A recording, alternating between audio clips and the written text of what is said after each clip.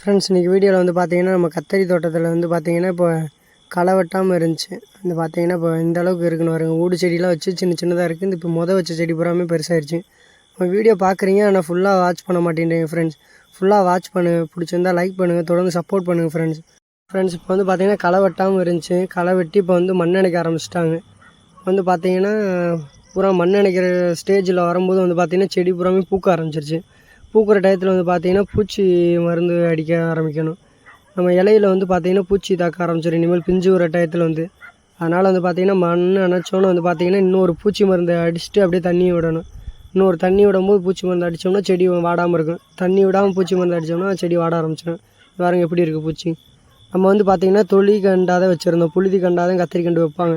அவங்க வந்து புது முறையாக வந்து பார்த்திங்கன்னா தொழியை வந்து பார்த்திங்கன்னா வாழைக்கட்டையை உழுது உரமாக்கி அப்படியே நம்ம கத்திரி நடவு பண்ணிட்டோம். அந்த வீடியோ வந்து கீழே கொடுக்குறேன், பிடிச்சிருந்தா பாருங்கள்.